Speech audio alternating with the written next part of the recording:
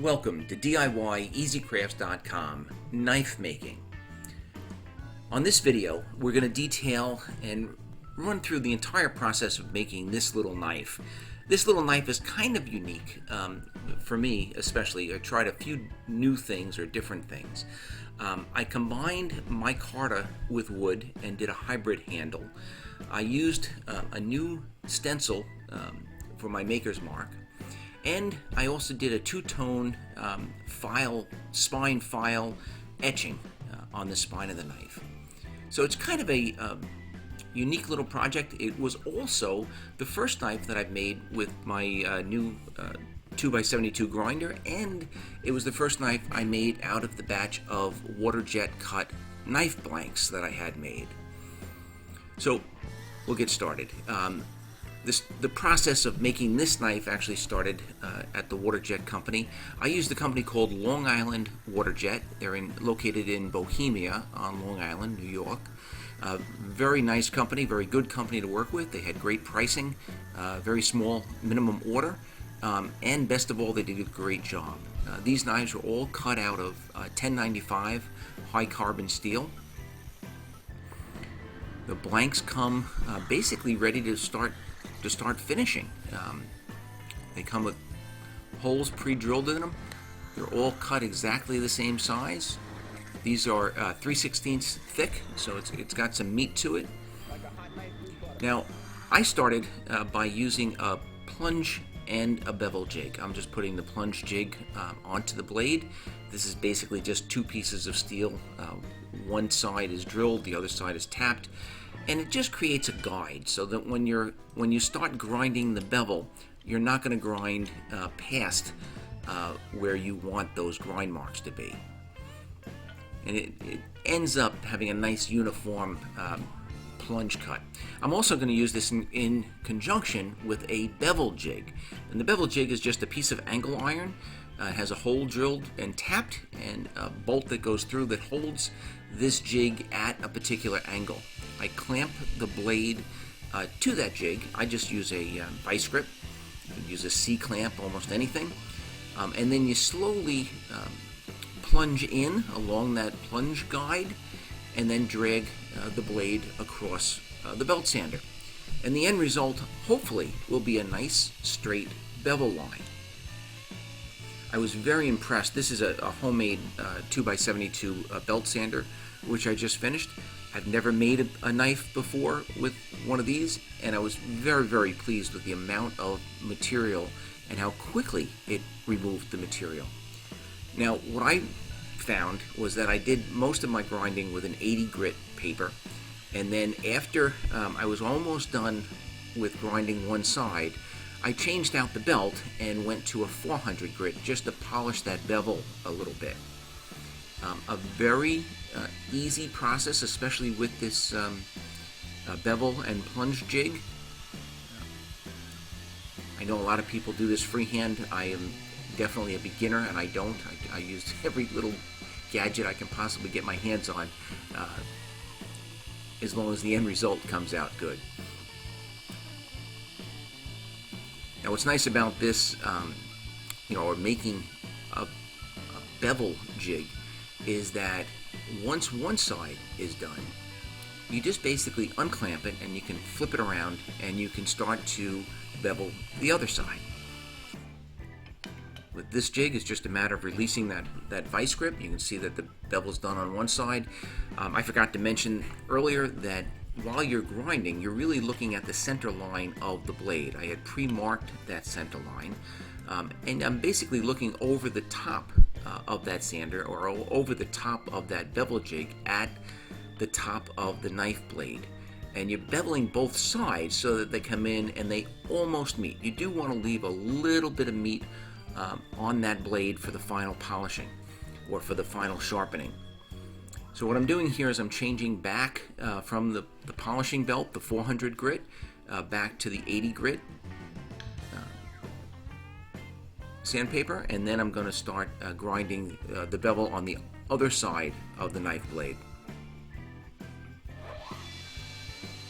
This particular sander is a 1 horsepower. I believe it's 3600 RPM. It just moves a tremendous amount of material very quickly. And although I have a 4-inch sander and I have a small 1-inch sander, I was really kind of pleased at how much material this moved and how well I was able to control the bevel grinds.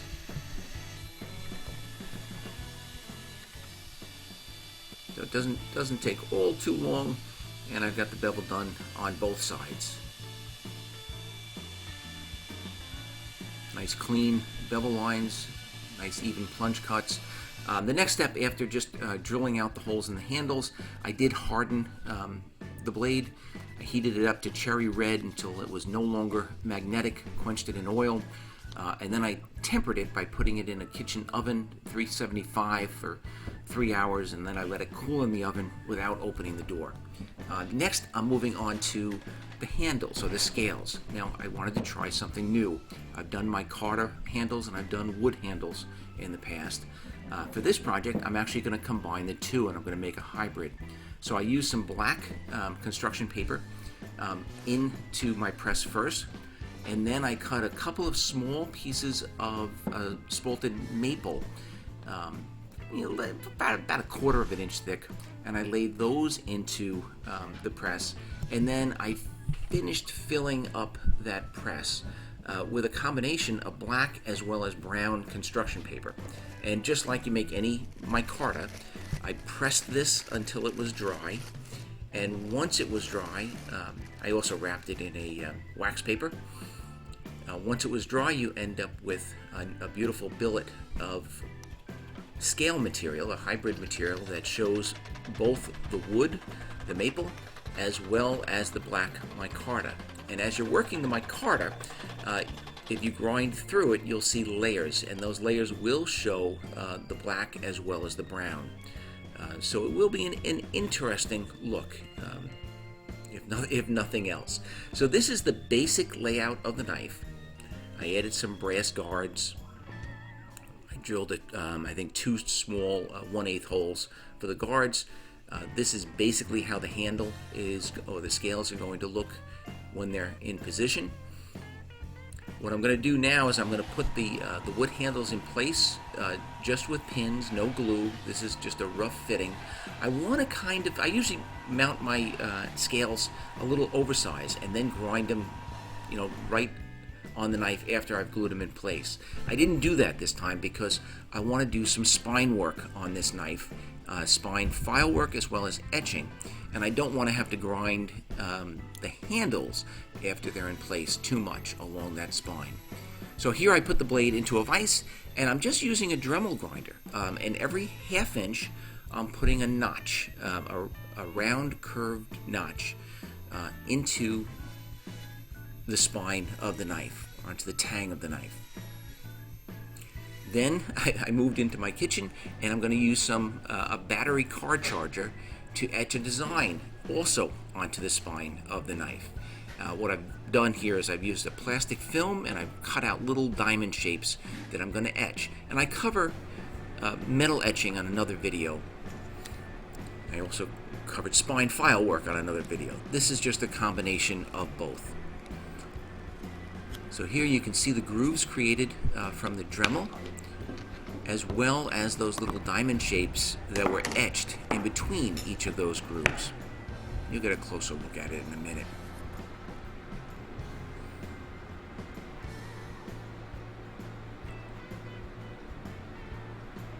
And then while I had the car battery charger out, I'm also going to etch my maker's mark. Now this is the first time I'm using the smaller of the templates, or of the silhouettes that I had purchased with my logo on it. After I etched the logo, the maker's mark, as well as the etching on the spine, I do run over both with a 1500 grit emery paper, and it just kind of cuts the edges and makes everything stand out a little bit better.